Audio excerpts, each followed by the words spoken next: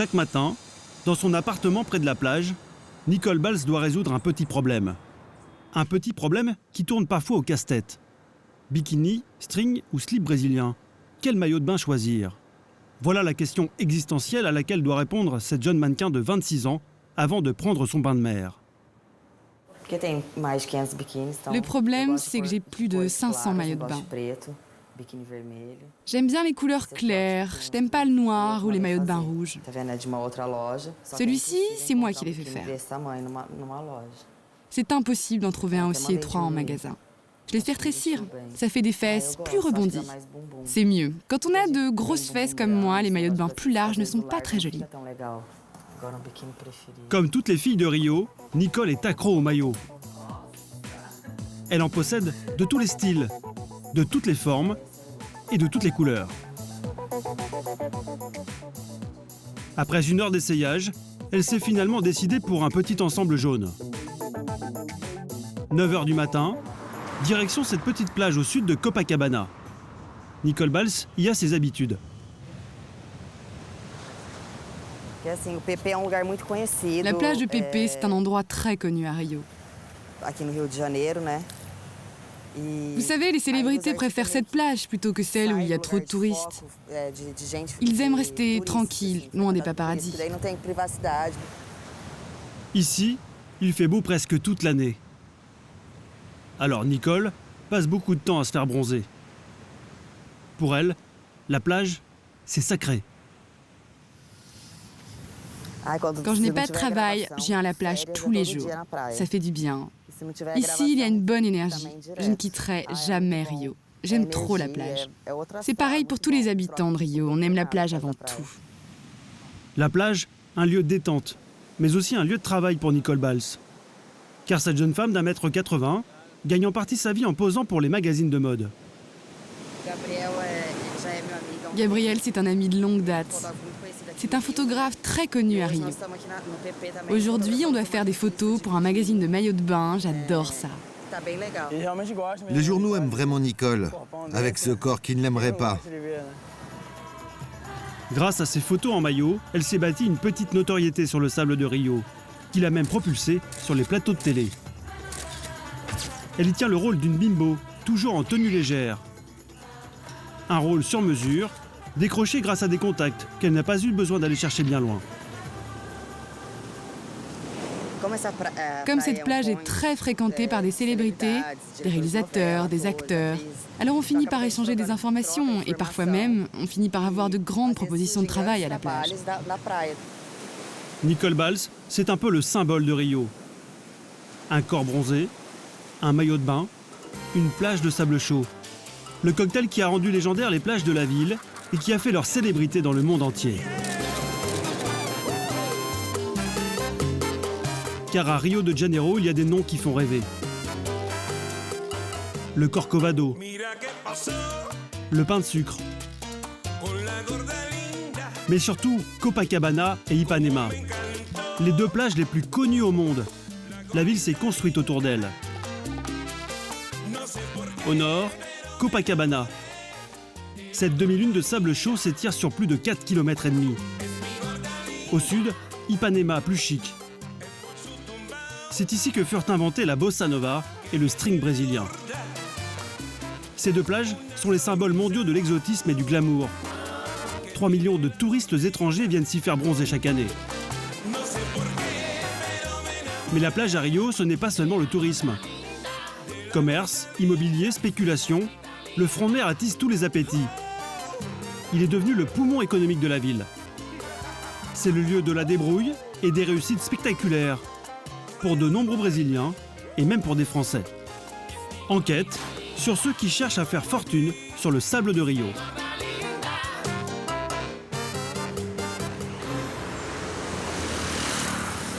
Quand on veut faire des affaires à Rio, le succès ne tient parfois qu'à un fil. C'est ce qu'a bien compris Martha Reis. Cette chef d'entreprise de 39 ans dirige Blumen, une célèbre marque de maillots de bain connue jusqu'en France. En fait, sur ce mannequin, c'est le haut de ce maillot qui lui va bien. C'est joli, hein? C'est très joli. Avec ses créations, Marta fait régulièrement la une des plus grands magazines de mode.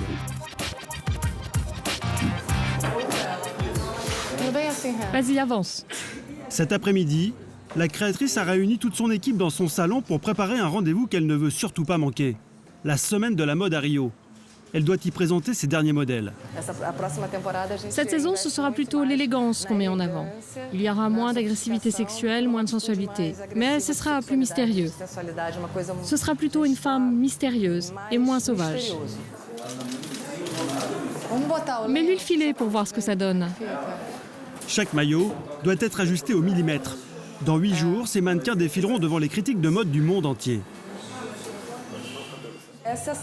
C'est la dernière semaine avant le défilé, alors on est super nerveux. Parce qu'en plus de préparer le défilé, on travaille sur la nouvelle collection. Donc on fait plusieurs choses en même temps et c'est vraiment compliqué. Et si elle est aussi nerveuse, c'est que le prochain défilé revêt pour elle un enjeu particulièrement important. Depuis quelque temps, en effet, le marché du string est plutôt tendu. Il faut dire que le bikini, c'est une institution au Brésil. C'est sur les plages de Rio qu'a été inventé le fameux fil dentaire, baptisé string en France. Un morceau de tissu microscopique qui a forgé la réputation de Rio et provoqué l'explosion du tourisme dans les années 70. Le maillot de bain, c'est donc un enjeu national. Le pays est numéro 1 mondial du secteur avec plus de 290 millions de bikinis produits chaque année. Un marché énorme. 1,5 milliard d'euros et une centaine de fabricants qui se livrent une bataille sans merci. Voilà pourquoi chacun d'entre eux cherche en permanence à prendre une longueur d'avance sur les concurrents. C'est le cas de Marta Reis. Son atelier de confection est situé dans la banlieue de Rio. Une entreprise fondée il y a 38 ans par un jeune provincial du Nord-Est venu chercher fortune à Rio. Marta y a commencé comme simple stagiaire. Aujourd'hui, elle dirige l'entreprise qui compte plus de 200 salariés. Ce qui a fait la réputation de la marque, ce sont des modèles mythiques, comme ce 2 pièces en jean des années 70. Ce maillot, il a traversé les époques. Ce qui le différencie vraiment des autres, c'est que plus il est usé, plus il est beau. Parce qu'en vieillissant, ça change la couleur du jean. En 30 ans, des centaines de modèles sont sortis de l'atelier. Une belle réussite pour la société. Le souci, c'est que les temps où l'on pouvait faire la saison avec un seul style de maillot sont révolus. Désormais, face à la concurrence, il faut créer sans cesse de nouveaux modèles. Marta a donc eu une idée simple. Mettre au point un système qui lui permette de prendre en permanence ses rivaux de vitesse. Pour cela, elle adapte sa production aux envies de ses clientes, et cela presque en temps réel. Notre marque est très connue pour ses imprimés. On en vend vraiment beaucoup. Alors, il faut qu'il y ait plein d'imprimés différents pour que les gens ne se retrouvent pas à la plage avec le même maillot de bain. Parce qu'il y a une chose que les femmes détestent, c'est de voir une autre femme à la plage qui porte le même maillot de bain. Nous, on les sort, on les vend, on les sort, on les vend. C'est pour ça qu'on se renouvelle sans cesse. Le secret pour se renouveler, fabriquer uniquement des séries limitées, pas plus de 1000 exemplaires de chaque maillot. Pour cela, elle compte sur l'imagination de ses graphistes. Et surtout, sur des machines comme celle-ci. Une sorte d'imprimante à tissu géante qui lui permet d'être très réactive. D'ailleurs, une de ses dernières créations est en train de sortir. C'est ici qu'on fait les imprimés. On fait tout sur place. On les crée, on les dessine, on les colorie et ensuite on les met dans la machine. Au Brésil, on est les seuls créateurs de maillots à avoir leur propre machine. C'est génial, parce que quand on crée, on peut voir immédiatement ce que cela donne sur le tissu. Et si ça ne va pas, on le change tout de suite. On change la proportion, on change les couleurs. Bref, on fait tout sur place. La machine lui a quand même coûté 300 000 €. Résultat, Marta parvient à fabriquer en peu de temps des maillots originaux. Mais son prix de revient reste élevé, entre 10 et 15 € pièce. Des maillots que l'on retrouve dans les vitrines des boutiques chics d'Ipanema, à 80 € en moyenne, et parfois même plus. Là, il y en a quelques-uns qui sont moins chers. Et là, c'est le haut de gamme. Ils sont plus chers. Comme celui-ci, où il y a des tresses. C'est plus cher parce que cela demande un travail artisanal. Les tarifs restent élevés par rapport au niveau de vie au Brésil. Du coup, Marta voit arriver de nouveaux concurrents sur son marché. Des concurrents qui, eux, ne se battent pas sur les nouveaux modèles, mais attaquent sur les prix. Pour les trouver, il suffit de faire quelques pas sur la plage. Ce sont les vendeurs à la sauvette. Chaque matin, ils descendent des favelas par centaines. C'est le cas de José Carlos. Son magasin à lui se résume à ce parasol, d'où pendent une bonne centaine de bikinis.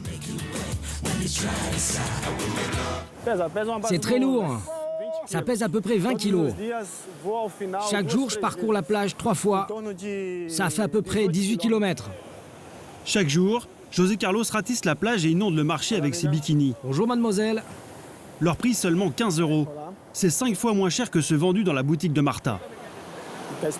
Tu veux l'essayer? Oui, jette juste un coup d'œil. Ça coûte combien? Il y a plusieurs tailles. Ça fait 15 € l'ensemble. Est-ce qu'on peut négocier un petit peu? Ils viennent de Bahia, ils sont en vacances, s'il te plaît. De Salvador?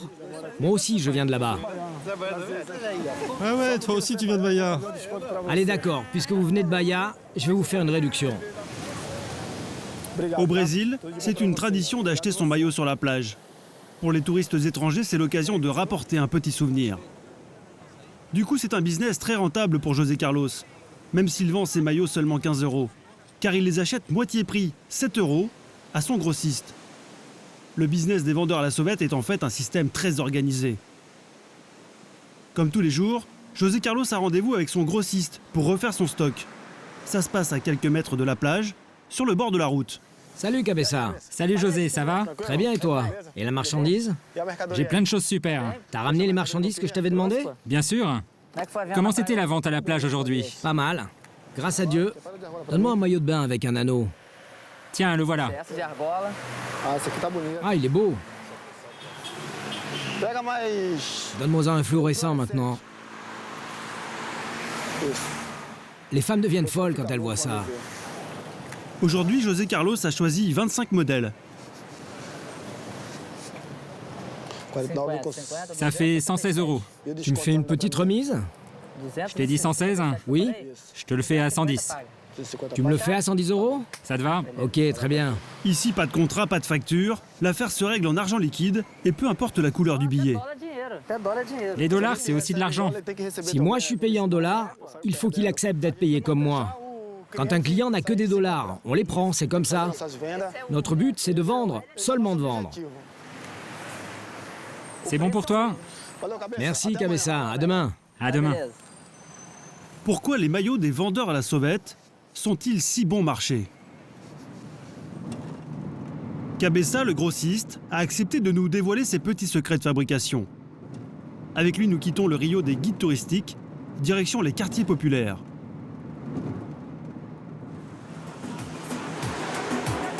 Rio est entouré d'1 millier de favelas, des bidonvilles accrochés aux montagnes, avec vue directe sur la mer. Un habitant sur 5 vit dans ces favelas, et c'est le lieu, vous allez voir, d'une économie florissante. C'est dans l'une de ces villes de la périphérie qu'habite Cabessa. Pour se sortir de la misère, il s'est découvert des talents d'entrepreneur. Avant, je vendais du gaz. Maintenant, je vends des maillots de bain. Ça n'a plus rien à voir. C'est complètement différent. Il y a 3 ans, ma vie a complètement changé. Et c'est un bon business. Je ne changerai pour rien au monde. Sa fabrique à lui, c'est cette petite maison avec les murs peints en vert. Une petite trentaine de mètres carrés. Il y a quelques mois, Cabessa a transformé la pièce principale en atelier de confection. Et il a embauché toute la belle famille. Je me suis associé avec ma belle-mère et on a commencé ce travail. Elle, ça fait presque 30 ans qu'elle coud. Sa belle-mère derrière la machine à coudre. Sa femme Tabata à la gestion des stocks. Et pour les nouveaux modèles, pas de graphiste ni de créateur de mode. Cabessa puise son inspiration directement dans les magazines People et sur les publicités des grandes marques. Ce modèle-ci, on ne l'a pas encore fait. Là, on a fait cette culotte. On peut tout faire. Ce maillot, une pièce, cette culotte.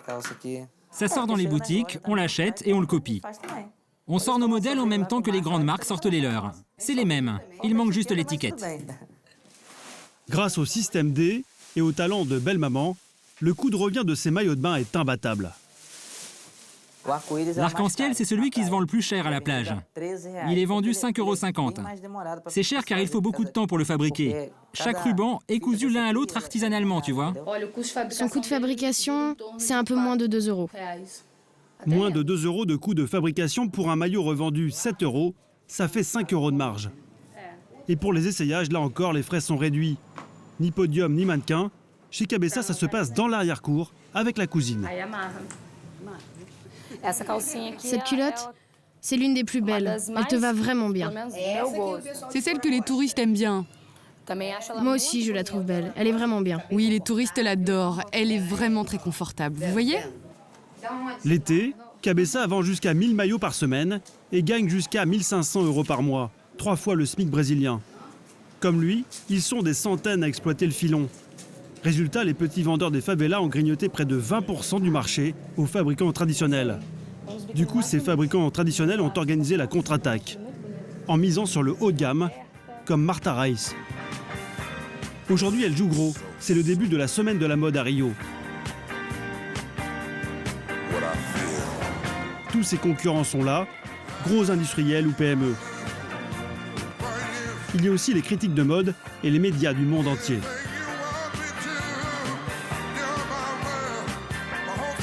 Nous sommes au 3e jour des défilés. Dans quelques minutes, Marta Reis va dévoiler sa nouvelle collection. L'accueil fait à son défilé aura un impact direct sur les ventes. En coulisses, la jeune directrice ne tient plus en place. Ça fait déjà 16 ans que je travaille comme ça et c'est toujours la même chose. J'ai des montées d'adrénaline, je ne dors plus.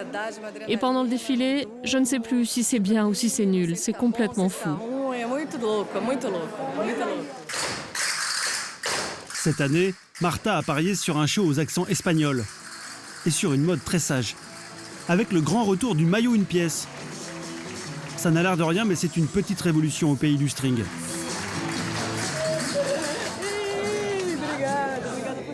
La critique semble avoir apprécié, et pourtant Marta ne va pas pouvoir relâcher la pression, car ses concurrents rattrapent très vite leur retard. Retour sur la plage avec José Carlos, le vendeur à la sauvette. D'ici quelques jours à peine, il proposera les copies des maillots de Marta accrochés à son parasol. Et à ce petit jeu-là, son business tourne bien. Aujourd'hui, j'en ai vendu pour 260 €. Je suis arrivé à 9 h, là il est 15 h. Ça a été une bonne journée. C'est plus que le salaire minimum. Travailler sur la plage, c'est donc souvent très rentable. Alors, comme José Carlos, ils sont des milliers chaque jour à descendre des favelas pour tenter leur chance sur les 2 bandes de sable qui, en un siècle, ont fait la renommée de la ville. C'est dans les années 1920 que les plages commencent à séduire la bourgeoisie brésilienne en quête de lieux de promenade. Le front de mer se couvre alors de restaurants, de cafés et même d'hôtels, comme le Copacabana Palace construit en 1923. Copacabana et Ipanema vont dès lors rester pendant longtemps le rendez-vous des habitants huppés de Rio, mais tout va changer dans les années 60. Le tourisme de masse amène une foule d'étrangers attirés par l'exotisme sur les plages de la ville. En même temps se développe une vie culturelle intense, notamment musicale, avec l'invention de la bossa nova dans les cafés d'Ipanema. Le mythe des 2 plages de Rio est lancé. Désormais, elles vont attirer de plus en plus de monde. Et bien sûr, tous ceux qui veulent profiter au maximum de cet afflux de touristes dans la ville. Aujourd'hui, voilà à quoi ressemble souvent la plage. Vendeurs de maillots, de glace, de jouets, de paréos, de brochettes, de souvenirs, de chapeaux et de cocktails. Au total, plus de 200 000 vendeurs à la sauvette, venus des favelas, se disputent un marché de 40 millions d'euros par an. Résultat, une plage aux allures de supermarché à ciel ouvert, avec publicité géante et permanente pour faire saliver le touriste consommateur.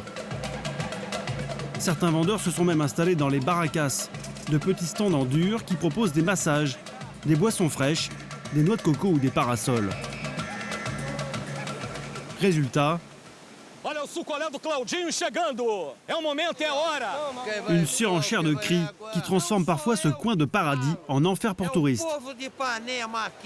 D'autant plus que la guerre entre petits vendeurs dégénère parfois en bagarre.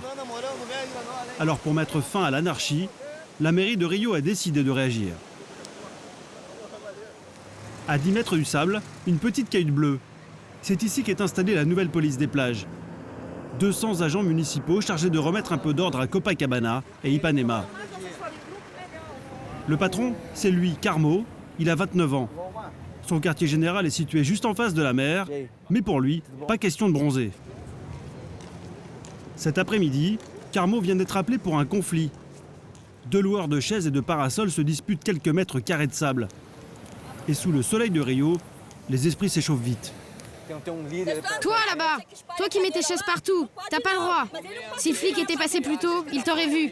Et à chaque fois c'est la même chose, tu te sauves. Mais ça marchera pas à tous les coups. Il faut qu'il vienne plus tôt voir ce que tu fais. Pour Carmo, impossible de savoir qui a tort et qui a raison. Mais une chose va attirer son attention. Ces parasols qui ne correspondent pas aux nouvelles normes imposées par la mairie.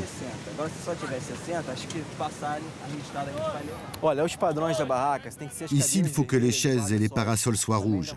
Chaque plage a une norme. Pour Copacabana, c'est chaises rouges et parasols rouges. Ce matériel, on le saisit parce que même s'il est rouge, il y a de la pub dessus. Avant, c'était l'anarchie. Il y avait trop de pollution visuelle. C'était vraiment très mauvais. Pas de chance pour la patronne qui a prévenu les agents. Ces parasols sont aussitôt saisis. Elle aura un avertissement. Et si elle récidive, les agents lui retireront son autorisation de travailler. Car lorsqu'ils attrapent quelqu'un, les policiers ne le lâchent pas. Un peu plus loin, c'est un petit vendeur de cacahuètes qui va en faire les frais. Lâchez le matériel. Lâchez le matériel, on va se parler. S'il vous plaît. Lâchez le matériel. Du calme. Je défais tout et je pars. Je vais vous expliquer. Prenez pas ma boîte. Ce genre de nourriture, ces cacahuètes, c'est tout à fait interdit. D'accord. Les cacahuètes, il faut qu'elles soient emballées. Et lui, il doit avoir un numéro de registre. Ces cacahuètes, il les a faites à la maison. Et on ne sait pas dans quelles conditions. Dans ce genre de situation, la mairie ne donne pas d'autorisation. Le matériel du petit vendeur est confisqué. C'était sans doute son unique richesse. En faisant cela, les policiers espèrent ne plus le revoir.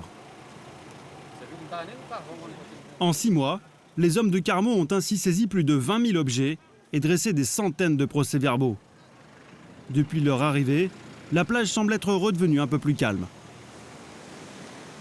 Et pourtant, vous allez le voir, le sable de Rio est toujours un enjeu majeur pour ceux qui veulent faire des affaires. À quelques mètres de là, une autre guerre commerciale fait rage et elle n'a plus rien à voir avec les rivalités de petits vendeurs.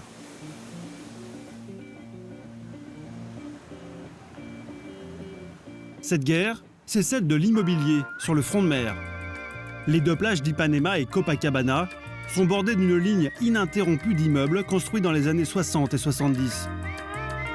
À l'époque, avec l'arrivée du tourisme de masse, les tours ont poussé comme des champignons autour de la baie naturelle de Rio. Et pour les cariocas aujourd'hui, habiter ces immeubles du front de mer, c'est un must, un symbole de réussite sociale. Et comme il n'y a plus un mètre carré de disponible, les prix flambent. D'autant que la ville s'apprête à accueillir 2 événements planétaires. Coupe du monde de football en 2014 et Jeux olympiques en 2016. L'occasion de réaliser de grosses affaires, des centaines de businessmen étrangers l'ont bien senti. Parmi eux, beaucoup de Français. C'est le cas d'Arnaud Bugon, un jeune Parisien de 35 ans. Cet ex-banquier parisien a choisi de prendre le large il y a 5 ans. Et c'est dans la baie de Rio qu'il a jeté l'ancre. C'est pas mal, j'aime beaucoup. J'aime bien les open space. On est dedans, c'est nickel. Aujourd'hui, c'est bien. En plus, il fait beau. Au début de l'hiver, ça va. Il n'en a pas l'air comme ça, mais Arnaud est en plein travail. Le Français a monté son agence immobilière au Brésil il y a 3 ans. Son créneau, le luxe, aujourd'hui, il est en repérage au large de la baie de Rio. Il y a pas mal de propriétés, pas mal de millionnaires, de stars du showbiz, de sportifs qui ont leur petite maison. Arnaud est ce qu'on appelle un chasseur d'appartements. Son métier, dénicher des villas de luxe pour le compte de riches clients. Il est payé à la commission, 5% sur les ventes et 25% sur les locations. Alors il est toujours à l'affût des logements les plus chers et les plus luxueux. Des perles rares qu'il déniche souvent sur son terrain de chasse favori, en haut des immeubles d'Ipanema. A priori, le décor ne fait pas rêver. Pourtant, au dernier étage de ces tours, le prix des appartements peut atteindre des sommets. Cet après-midi, Arnaud a rendez-vous avec un client argentin. Et pour empocher une grosse commission, il est bien décidé à lui en mettre plein la vue. On va commencer par la terrasse. Là, ici, tu as des meubles des années 50. Alors, là, on est à Ipanema, du côté de la Lagoa. Donc là, tu as la montagne de Cantagalo, Morro dos Cabritos, le Christ sur le Corcovado et la Lagoa qui est juste devant. On est bien à Rio. C'est une maison très élégante. Elle n'a l'air de rien comme ça, mais en fait, tout est caché. Je suis assez d'accord. Moi, j'adore cette maison. Et la nuit, c'est magnifique. Un panorama spectaculaire et plus de 300 mètres carrés habitables. Valeur estimée, 2 millions d'euros. Une petite fortune, comme tous les appartements du quartier. Le front de mer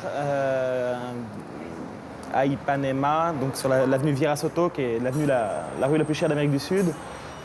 Un appartement de 600 mètres carrés, il faut compter dans les 20-25 millions de réals, 10-12 millions d'euros. Un mètre carré, c'est combien 12 millions divisé par 600, 20 000 euros. 20 000 euros le mètre carré. C'est le plus cher d'Amérique latine, 3 fois plus que le prix moyen du mètre carré à Paris. C'est un quartier où on a accès à la plage systématiquement en moins de 5 minutes. C'est l'endroit où tout le monde veut être. C'est tout petit, il y a une quarantaine de rues. En général, les gens veulent des penthouses, des coberturas, le dernier étage. Il y en a malheureusement qu'un par immeuble. Et encore, tous les immeubles n'ont pas des penthouses. Même chose, loi de l'offre et de la demande. Très peu d'offres, beaucoup de demandes, les prix augmentent. Pour l'instant, l'appartement n'est pas à vendre. Mais Arnaud le loue à un tarif qui fait déjà tourner la tête, 900 euros la nuit. À ce prix-là, le personnel de maison est compris. À Rio, soit tu es femme de ménage, soit tu es une femme de ménage. Donc tous les appartements, même un appartement de 2 chambres de 60 mètres carrés, il y a une petite aire de service. Fin de la visite. Le client argentin n'est pas encore conquis, alors direction Copacabana, pour un appartement encore plus haut de gamme. Arnaud en possède une 50aine dans son catalogue. Celui-ci est l'un des plus chers. Là, tu as une vue magnifique vers Arpoador et Copacabana. De l'autre côté, en face, tu as Niterói, l'Aimé et le pain de sucre. Bref, tu vois toute la baie de Copacabana. Une petite chambre. 1000 mètres carrés, 6 chambres, 9 salles de bain. C'est vraiment un bel endroit pour vivre. C'est bien placé. C'est parfait, j'adore. Et il n'a pas encore tout vu. Une petite surprise l'attend sur le toit. Depuis la piscine à débordement, la vue est imprenable sur la mythique plage de Copacabana. Tarif de la suite, 3 000 euros la nuit. Et encore pour Arnaud, c'est bon marché. On est dans ces tarifs-là, même un petit peu en dessous du prix du marché. Pas mal de gens pensent venir ici comme si c'était un pays du tiers-monde, ce qui n'est pas du tout le cas. Rio est une ville très chère, c'est sûrement une des villes les plus chères d'Amérique du Sud. Le client argentin s'est donné du temps pour réfléchir. Peu importe, Arnaud sait qu'il trouvera certainement preneur. Car à la location ou à la vente, ces biens d'exception sont très demandés et Arnaud empoche en moyenne 15 000 euros de commission par mois. 5 ans après son arrivée, le jeune Français est tombé amoureux du Brésil et de Juliana, une Colombienne rencontrée à Rio. Ils se sont mariés et ont créé ensemble leur agence immobilière dans le quartier de Copacabana. Ils ont recruté une petite dizaine de commerciaux, tous polyglottes, qui démarchent des clients fortunés dans le monde entier. Mike qui est canadien, Selva qui est allemande et turque. Mais sa réussite sur le créneau de l'immobilier de luxe s'explique surtout par une stratégie commerciale bien rodée. Pour se faire de la publicité, Arnaud a eu une idée toute simple. Organiser des soirées pour le Gotha de Rio de Janeiro, sa clientèle de prédilection. Plusieurs fois par mois, l'agent immobilier se transforme en maître de cérémonie VIP et il a l'œil partout. On n'organise jamais de fête dans cet appartement, mais là c'est exceptionnel. C'est pour des ambassadeurs et des chambres de commerce. Ça devrait être tranquille. Ah oui, c'est bien pour vous. C'est plutôt bien pour l'image, ouais. Ouais, c'est du bon marketing pour vous. Ce soir, le somptueux appartement de Copacabana va servir de décor à une prestigieuse surprise party. L'anniversaire de la consul commerciale américaine. Dans quelques heures, tous les décideurs de la ville seront là. L'occasion idéale pour proposer ses services. C'est quand même un gros événement avec des gens importants, donc on a envie que tout soit parfait. Donc on contrôle tout jusqu'au dernier moment. L'enjeu est énorme. Arnaud a investi plusieurs milliers d'euros. Il faut que la soirée soit rentable. 21h, les invités commencent à arriver. Personnel d'ambassade, hommes d'affaires et leurs épouses. Près de 200 VIP triés sur le volet. Mais la personne la plus importante pour Arnaud, c'est cette femme en robe bleue, la consul américaine. Camille Richardson fête ses 40 ans et va prononcer un discours. L'objectif du jeune Français, c'est que la diplomate parle de lui, et pour ça, il a tout prévu. En milieu de soirée, Arnaud incite Camille Richardson à prendre le micro pour les remerciements. Bonsoir tout le monde. Vous vous amusez bien? Tout le monde est attentif. Pour Arnaud et son épouse Juliana, c'est le moment idéal.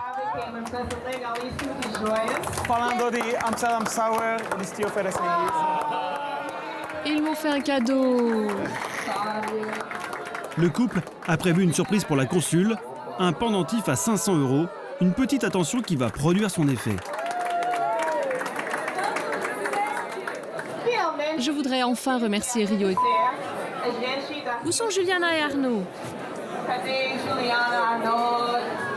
Là, derrière. Ils se sont cachés. C'est eux qui ont tout organisé. Venez devant, venez. Ils méritent des applaudissements. Rio est une bonne entreprise. Ils ont beaucoup d'appartements comme celui-ci pour faire des soirées. Donc, si vous voulez louer un appartement ou bien organiser un événement, contactez-les. Appelez Juliana et Arnaud, ils sont très sympathiques et vous serez très bien reçus. Un véritable spot de pub en direct. Arnaud n'en espérait pas tant. L'effet est immédiat. L'agent immobilier et son épouse engrangent les nouveaux contacts. Et après 2 heures de relations publiques, ils ont déjà conclu plusieurs affaires. On a déjà récupéré quelques appartements à vendre. Donc objectif atteint. C'est parfait. C'est super important pour nous. Les gens sont très contents. Ils viennent nous dire « Est-ce que je peux avoir votre carte ?» Parce qu'ils ont adoré la soirée et le service qu'on leur a proposé. La soirée est un succès commercial. Et pourtant, faire des affaires ici pour les étrangers n'est pas toujours aussi simple. Certains l'ont appris à leurs dépens. Arnaud n'est pas le seul Français à avoir tenté l'aventure à Rio. Boulangerie, restauration, bijouterie ou cosmétiques, des centaines de nos compatriotes tentent de s'implanter chaque année. Mais pour certains d'entre eux, le rêve se transforme parfois en cauchemar.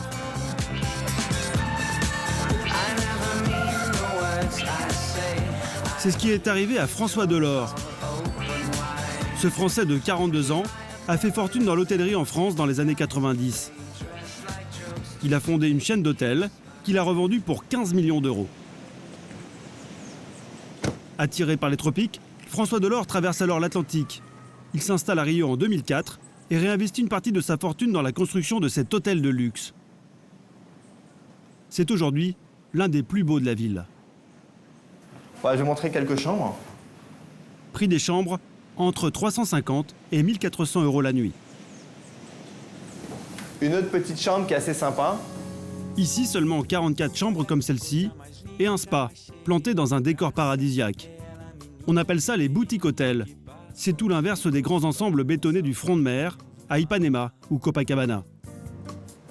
Quand tu es ici et que tu as cette lumière, que tu as cette vue, que tu as cette tranquillité et que si tu fais attention, tu n'as aucun bruit ici, Tu vois, t'as que des oiseaux.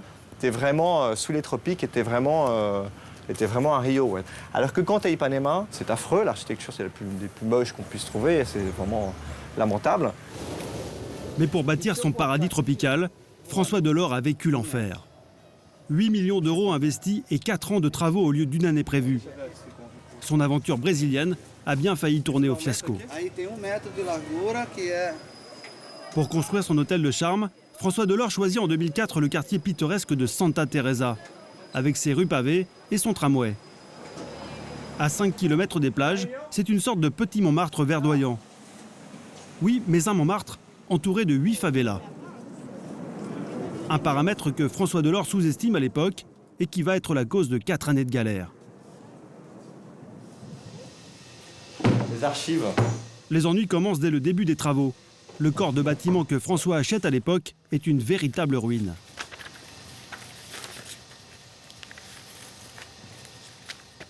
Regarde, tu vois là, tu vois l'état de pourriture de l'immeuble. Et tu vois aussi que c'était pas une jolie maison en fait. Hein. Et tu vois, il n'y avait pas de toiture, enfin c'était effondré, c'était un taudis en fait. Hein. La toiture était arrachée ici, là on voit des morceaux qui étaient tombés déjà, etc. À sa grande surprise, alors qu'il commence à peine la rénovation, la mairie de Rio décide subitement de classer ce tas de ruines monument historique. En fait, quand on est arrivé à l'hôtel Santa Teresa, pour nous empêcher de pouvoir faire les travaux, ils ont classé l'hôtel. Donc ça, c'est le journal officiel de la mairie, par exemple. Et ils ont annoncé que l'hôtel Santa Teresa avait été classé. Et donc, comme ils le disent, les étrangers ne pourront plus démolir notre patrimoine culturel. On avait en permanence une dizaine de gars de la préfecture qui étaient dans l'hôtel pour nous empêcher de travailler. Toi, en attendant, tu as 150 ouvriers qui sont des pouces sur le chantier. Ça te coûte genre 10 000 $ par jour. Donc tu préfères accélérer, t'as pas le choix en fait, t'as pas tellement de solutions. Pour débloquer la situation, un responsable de la mairie lui propose alors un petit arrangement. J'ai appelé monsieur qui m'a demandé 50 000 reais, donc 20 000 €, en cash. On lui a donné et du coup ils nous ont libéré les travaux jusqu'à la fin. C'est de la pure corruption. Mais ces malheurs ne s'arrêtent pas là. Campagne de dénigrement dans la presse, manifestation devant l'entrée du chantier. Pendant 2 ans, le Français subit l'hostilité des habitants du quartier. Ça n'a pas arrêté. Tu vois, tout ça c'est des articles de presse, les uns derrière les autres. Et il y en a des dizaines. Et tous les jours, des articles disant que je brûlais le patrimoine culturel de la ville, que le peuple était révolté contre ce que je faisais, etc. Moi, c'était l'enfer, en fait. Mais si c'était à faire, je ne le referais pas. Ouais. Moi, j'ai passé des nuits avec des protections rapprochées. J'ai été menacé d'être embarqué par les flics 25 fois. Ça ne m'est pas arrivé. Je touche du bois. Mais j'ai eu peur pour moi. J'ai eu peur pour moi. J'ai eu peur pour ma vie. J'ai eu peur pour mes projets. J'étais dans les financements jusqu'au cou. Je ne pouvais pas partir. Sans ça, je perdais tout. J'ai vraiment eu peur, ouais. J'avais pas de cheveux blancs il y a 4 ans. Ouais. À l'époque, François Delors a déjà investi 4 millions d'euros, impossible de tout plaquer. Le Français va alors tenter un coup de poker. Il décide de négocier directement avec les leaders des favelas. En échange de leur soutien, le Français promet des emplois dans son hôtel. Il s'engage aussi à subventionner plusieurs associations de quartier, comme cette école de football. Emilio qui a créé cette association garde les enfants pour pas qu'ils traînent avec le trafic de drogue dans les favelas qui sont à côté. Donc c'est ouvert à tous les enfants qui habitent dans la favela d'à côté. Et ça fait que c'est des ados qui, au lieu de passer leur temps à glandouiller près des postes de drogue et de vente, à gagner de l'argent, à sniffer, etc., ils viennent ici sans qu'ils aient besoin de traîner à la favela, quoi. Par la force des choses, le Français est ainsi devenu un bienfaiteur du quartier.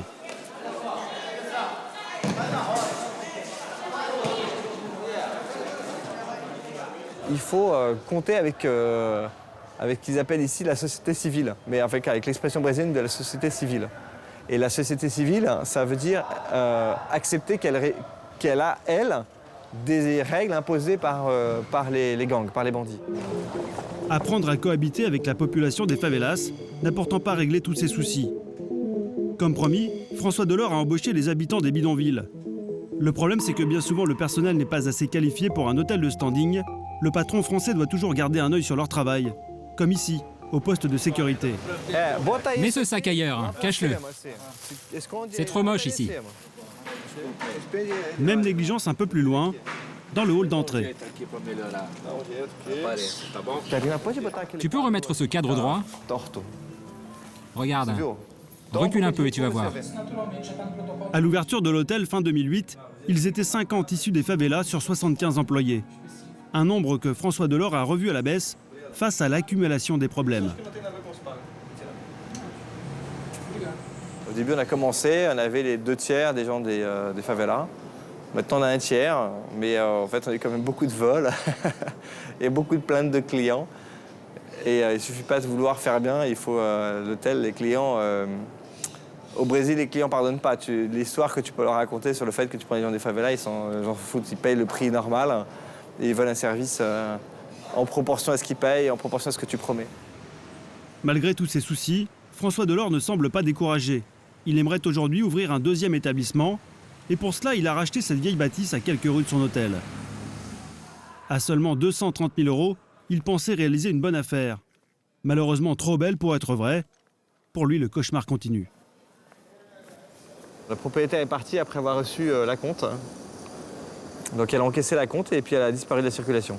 Et tu vois, c'est pas facile, tu achètes un truc, tu fais un contrat, tu fais enregistrer tout ça chez les juges, etc. Tu fais un contrat en bonne et due forme.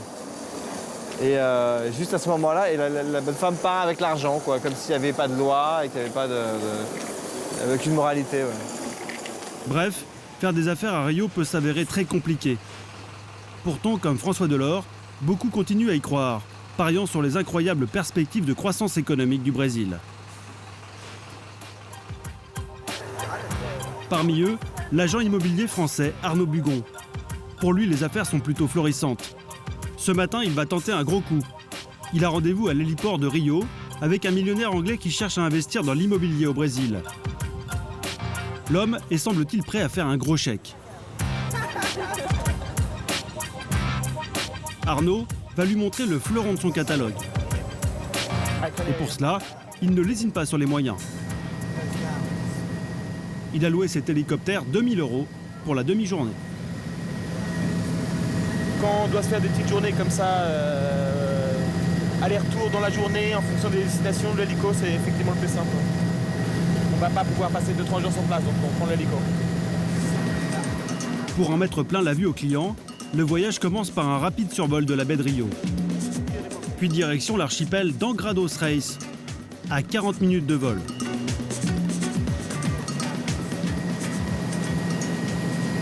Angra, c'est une destination très bourgeoise. C'est là que les riches cariocas ont leurs propriétés, leurs îles privées, leurs bateaux. Il y a 2000 îles dans la baie.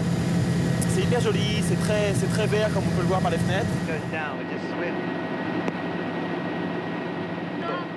Pour séduire les grandes fortunes de la planète, l'agent immobilier ne se contente plus des appartements de Copacabana ou Ipanema. Le Français s'est lancé sur le marché des îles privées, comme celle-ci. Elle appartient à une célébrité brésilienne. Il veut pas forcément que ça se sache, comme tout le monde. Pour vivre heureux, vivons cachés. Ou en tout cas discret. Un propriétaire discret qui vient rarement sur son île et qui aimerait la louer. Arnaud est chargé de trouver les clients. Et ici, il ne manque pas d'arguments. Car cette île, c'est un jardin tropical d'une 30aine d'hectares où sont plantés une dizaine de bungalows à la décoration surprenante. Le côté 70, c'est très rigolo. Regarde ça, c'est hyper drôle, ça fait 70. J'adore le style années 70, j'adore. C'est ce que je préfère, ça fait James Bond. Oui, c'est très James Bond. Juliana, moi je vais jouer le rôle de Sean Connery, et toi tu joueras celui d'Ursula Andress. Même s'il n'est pas agent secret, le millionnaire britannique s'y voit déjà. C'est un paradis qu'on ne peut pas trouver en Europe. Et ce que tu ressens ici, tu ne peux pas l'avoir en Europe. C'est tropical, on se sent vraiment sous les tropiques. C'est pour ça que le Brésil est parfait. Ah, c'est des plans Robinson. Arnaud compte louer l'ensemble 15 000 € la nuit. Il empocherait alors 6 000 € par nuit de commission.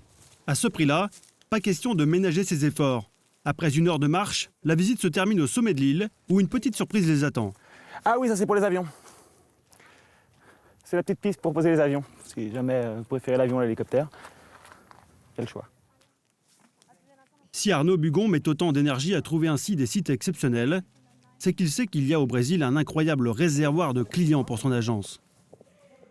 Des clients capable de dépenser des fortunes pour une nuit de rêve dans la baie de Rio. Car en plein boom économique, le pays le plus riche d'Amérique latine compte un millionnaire de plus toutes les 10 minutes. Selon le magazine Forbes, 18 milliardaires brésiliens ont rejoint le club très fermé des plus grosses fortunes mondiales. Des nouveaux riches que Rio attire comme un aimant. Car plus que jamais, la cité Carioca est un symbole de réussite. Dans cette voiture de sport, João Carlos Cavalcanti, 60 ans.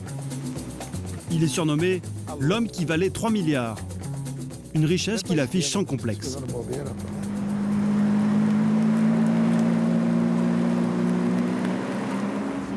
Au Brésil, il n'y a qu'une vingtaine de voitures comme ça qui se vendent chaque année. C'est vraiment un luxe. En un peu plus de 30 ans, João Carlos Cavalcanti s'est bâti un empire sur le marché des minerais et des matières premières. Sa multinationale exploite une quinzaine de gisements de minerais dans tout le pays. Ça, c'est le type de minerai qu'on recherche. Du fer, du nickel, du cuivre. Là, dans cette étagère, il y a tous les minerais que mon entreprise prospecte. Des cailloux que ce modeste fils de mécanicien ferroviaire né à Salvador de Bahia a su transformer en or. Dans les années 70, avec un simple diplôme de géologie et une bonne dose de culot, João Carlos se lance dans l'exploration du sous-sol brésilien. J'ai parcouru tout le Brésil avec un 4x4, une boussole, un marteau et quelqu'un pour m'aider.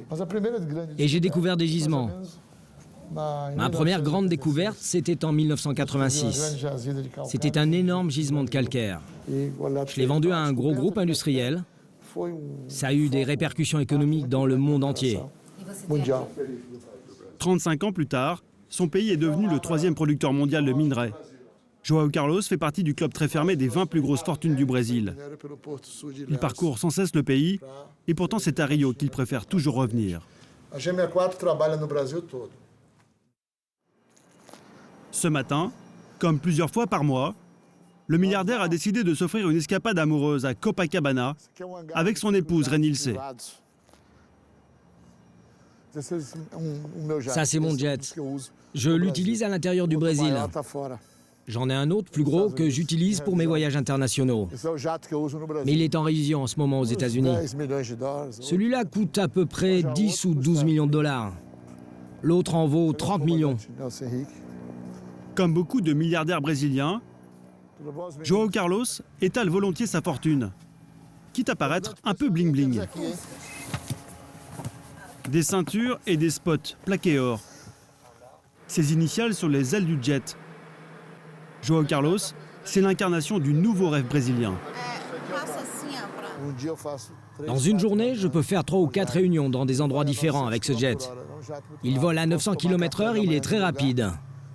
Je peux prendre le petit déjeuner quelque part, partir dîner ailleurs et enfin dormir dans un endroit encore différent. Le Brésil offre d'énormes opportunités, et même aux personnes issues des favelas de Rio. S'il a la tête sur les épaules, s'il est créatif, un gars des favelas peut devenir millionnaire. C'est déjà arrivé. Moi, j'en suis l'exemple parfait.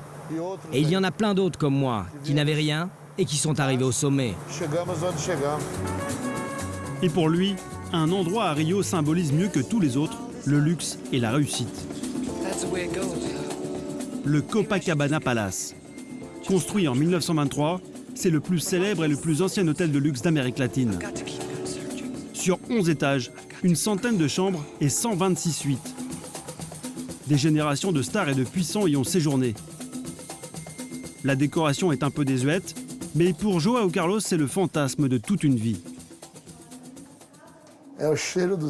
Ça a l'odeur des années 50. C'était les années d'or.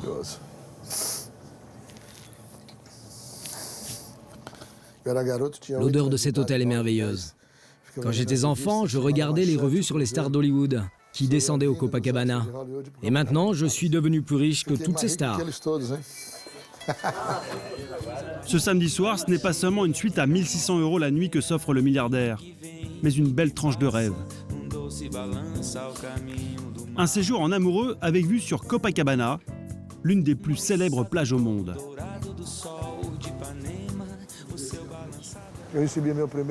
Dès que j'ai reçu mon premier salaire comme géologue, je suis venu ici, au Copacabana Palace. C'était mon rêve d'y passer quelques jours. Maintenant, quand je viens à Rio, je vis ici. Cet hôtel a été vendu il y a quelques années pour 25 millions de dollars. Il y a 10 ou 15 ans, je crois. Je regrette de ne pas l'avoir acheté. J'avais les moyens à l'époque. Mais avec tous les travaux qu'il fallait faire, ce n'était pas rentable. João Carlos n'a pas voulu débourser 25 millions pour l'hôtel, et pourtant il y a quelque chose qui n'a pas de prix pour lui. Cette vue magnifique sur l'une des plus belles plages du monde. Il n'a de cesse de la contempler chaque fois qu'il vient à Rio.